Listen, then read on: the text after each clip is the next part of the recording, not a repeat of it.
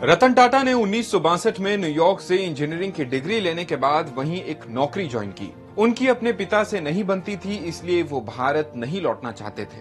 हालांकि बाद में दादी के कहने पर रतन नौकरी छोड़कर भारत लौटे। रतन जब भारत लौटे तो उनकी गर्लफ्रेंड भी साथ आई, लेकिन यहाँ की लाइफस्टाइल में वो एडजस्ट नहीं हो पाई और वापस लौट गई।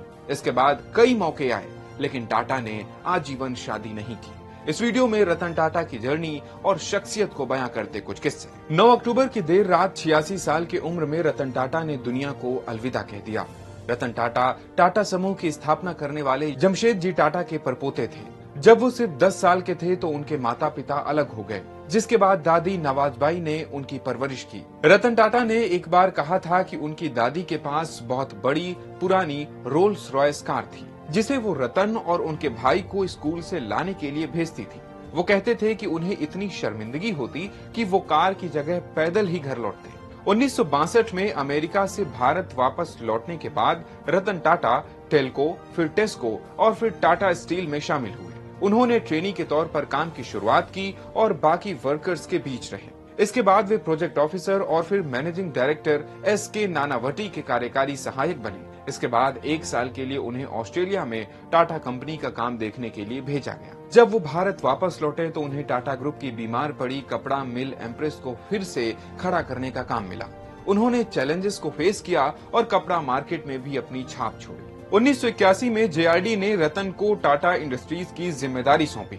इसके बाद से ही मीडिया में कयास लगाए जाने लगे कि जेआरडी रतन को ही अपना उत्तराधिकारी बनाएंगे। हालांकि इस लिस्ट में नानी पालखीवाला, रूसी मोदी, शाहरुख साहबवाला और एच.एन. सेठना जैसे नाम भी शामिल थे। 1991 में जेआरडी बीमार हुए और उन्हें ब्रीच कैंडी अस्पताल में भर्ती कराया गया। इस दौरान रतन टाटा रोज उनसे मिलने जाते।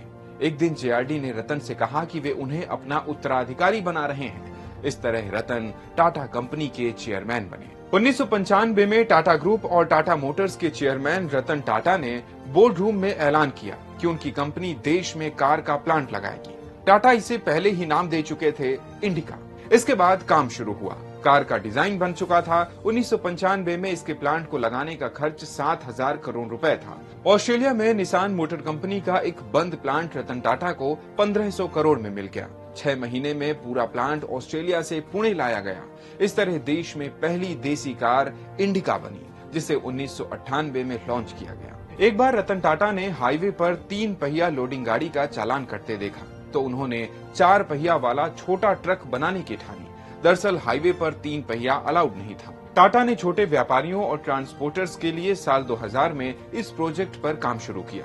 इस तरह 2005 में टाटा एस लॉन्च किया गया, जिसे आज छोटा हाथी के नाम से जाना जाता है। रतन टाटा ने एक इंटरव्यू में बताया था कि उन्होंने सड़कों पर बारिश में स्कूटर पर बैठे परिवारों को देखा तो उन्हें एक छोटी कार बनाने का आइडिया आया, एक ऐसी कार जिसे मिडिल क्लास फैमिली खरीद सके। इसके बाद टाटा ने नैनो लॉन्च की। इंडिका के घाटे में जाने के बाद टाटा ने कंपनी को बेचने का फैसला किया और अमेरिकी कंपनी फोर्ड के चेयरमैन बिल फोर्ड से बातचीत की।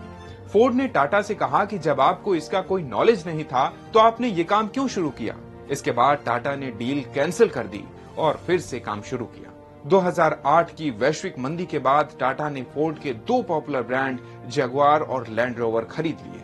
2018 में ब्रिटेन के प्रिंस चार्ल्स रतन टाटा को उनके सोशल वर्क के लिए Rockefeller foundation life time achievement award देने वाले थे, लेकिन अपने कुत्ते टीटो के अचानक बीमार पड़ जाने की वजह से वो अवार्ड लेने नहीं गए। रतन टाटा ने टाटा ट्रस्ट के deputy general manager Shantanu Naidu को अपना दोस्त बनाया। दरअसल टाटा और शांतनु दोनों को जानवर पसंद हैं, जिस वजह से वो दोस्त बन गए।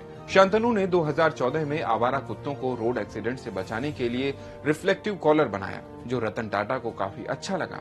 बाद में उन्होंने इसकी डिमांड बढ़ने पर शांतनु को फंड भी दिया। शांतनु नायडू ने कॉर्नेल यूनिवर्सिटी से MBA की पढ़ाई की है। वो टाटा समूह में काम करने वाले अपने परिवार की 5वीं पीढ़ी हैं। ऐसे ही और वीडियोस के लिए जुड़े रहें दैनिक भास्कर ऐप के साथ।